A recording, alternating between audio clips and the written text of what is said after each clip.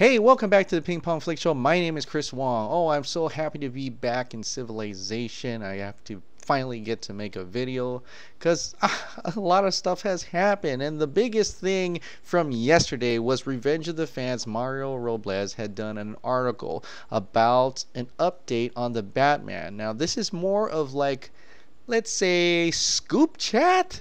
Scoop chat. That's a pretty cool ring to it. I'm going to call it that. Scoop chat, meaning it's not official by any means, but he has sources that these are what's being talked about, so bear in mind and don't freak out yet. But let's dive into it, shall we? So he's talking about the Batman that Matt Reeves is making, and he's implying that there has been many changes since before Justice League to now.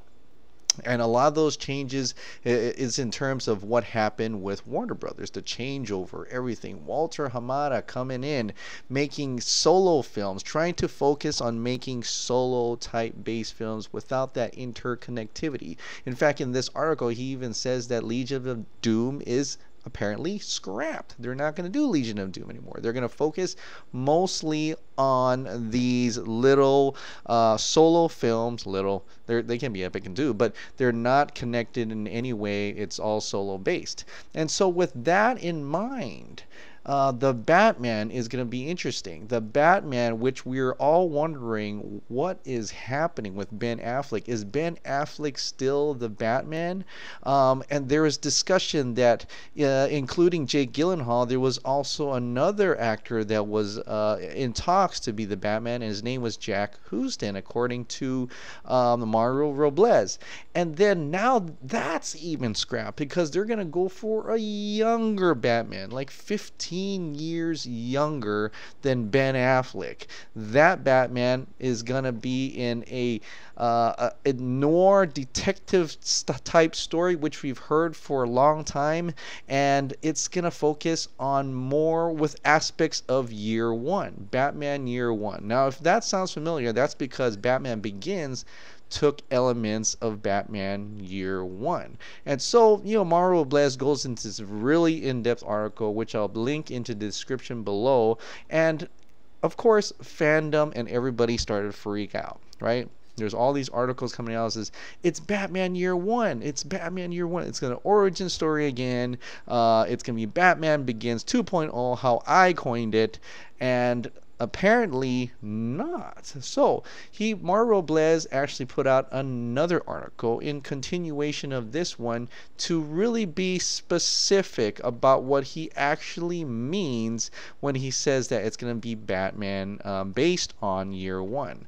And this is what he said. He said, with regards to Batman Year One, here's what I actually said about its connection to this new film. As for the aforementioned story Reeves would like to tell, I hear there's a specific story that folks who've heard his plans are comparing it to. If Batman v Superman bore a passing resemblance to Frank Miller's The Dark Knight Returns, then the Batman will bear resemblance to Miller's Batman Year One. At this point, there's no knowing which elements he'll borrow from the book as he builds his noir detective story. So I guess one gathering from this, he's just going to borrow elements of Batman Year One, probably like having Harvey Dent involved and little aspects and stories of it. And then at the end of his article, past all these other stories, he did say this: from everything he's heard, this film will start with Batman already an established entity in Gotham. Now that is great news because we've already seen Origin Batman. We've already kind of seen the origin of Batman in Batman v Superman. If this is the same Batman, that's a huge if. That we don't really need to see another Batman Begins, and that's a great thing. Is he's already set up, he's already Batman.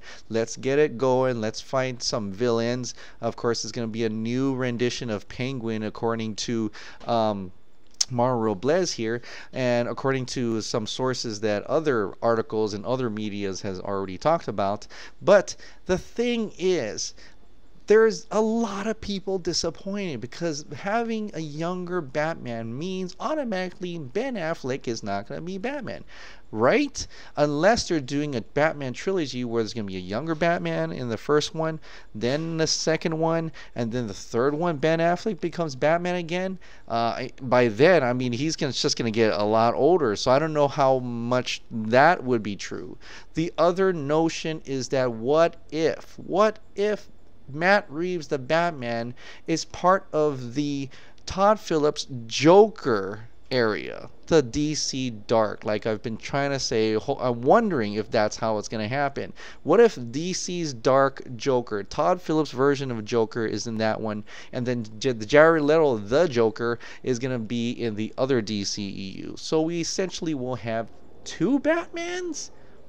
That is something really interesting to consider. I don't know how much of that is true, but like some people have said, including Jeff Johns, who said there's going to be something for everyone in this new DC brand. And I'm thinking if they're trying to make everyone happy, they're going to have to allow other actors to come involved and be the same actor, other actors to be the same character for other different universes. Is that what's happening here?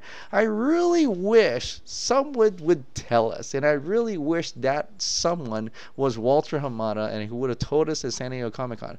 Right now, I think they're just focusing on trying to get those 3 movies, Shazam, Aquaman, Wonder Woman 1984, to be supreme hits, and then they can start rolling in the dough and start rolling the dice and start making more movies, dropping more movies, announcing more movies, things like that.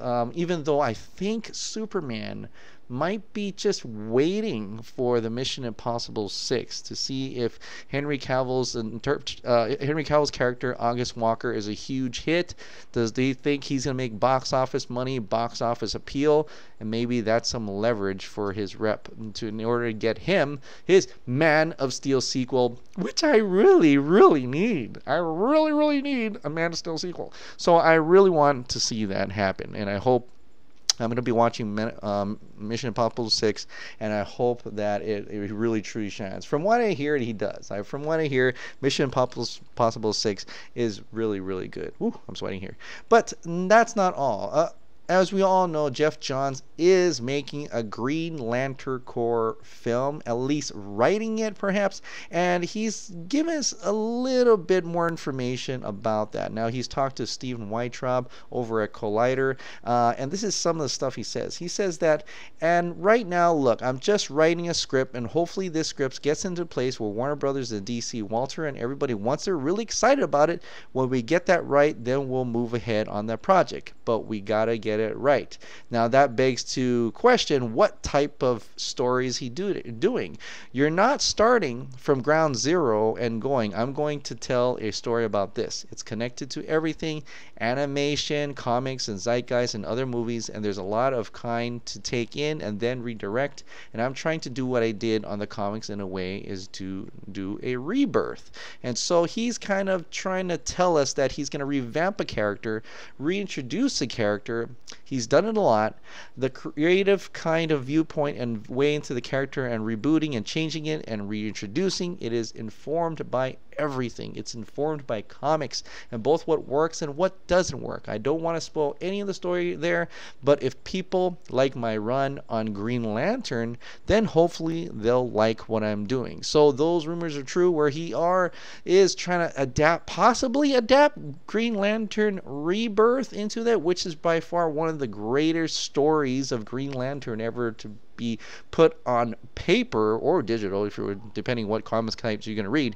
But that is simply amazing, and Jeff Johns is where he should be, writing. He shouldn't be in a directorial role or producer role, rather, or in an executive role. That's not the way he does. He is a writer, and I think that's a good thing to be in here. And plus, he's going to be writing it, and he'll still have to turn it in and make sure that Walter and everybody agrees on what's on paper there, and then finally get a director, get people to make that movie that his company company, Jeff Johns' company, is writing. So there is going to be more to that later, I'm sure. But it's still looking like he's still writing it, still putting it together. But it seems to be coming together nicely. Now, that is it for the future possible movies, the Batman and Green Lantern Corps. There is a lot of things that came out of Justice League. More every day. People are really finding these videos out of Vimeo, possibly all these VFX reels that were like released like 3 to 4 months ago. They're still coming out. I mean, we've talked about the Cyborg one. We talked about Victor Stone's him winning the football match. We also see Flash doing more Flash type stuff, taking out parademons while he's running up along the wall. Just a few seconds. And then something more of like almost like an Injustice battle game, a side battle where Wonder Woman's fighting Steppenwolf all on the bridge. It was not too impressive, but you know, it looks like a video game, but it could be the special effects. I don't know who directed that, but that's very interesting indeed. But there's more seconds popping up. Cyborg trying to transform his gun. That's a different scene altogether. We've never seen that. Steppenwolf hesitating to pick up the axe. That's something we've never seen at all. Steppenwolf taking out Atlanteans during the Aquaman scene. Just snippets, a few more seconds cut out from the movie. Unbelievable. It's so weird how much amount of little cuts and seconds of cuts here and there that were cool, really cool shots in comparison to the stupid Russian family.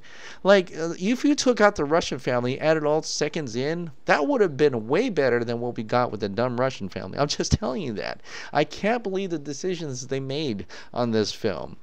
And it's weird to have all these seconds leaks out, right? All these VFX reels. People are scrounging now. They're going through Vimeo. I don't know where they're going. John Aaron is actually putting it together to make his Kryptonian Cut Ultimate Edition, which I can't wait to see. And just to see it all put together. There's different people doing. Matt Beardmore, he's also doing that as well on Facebook.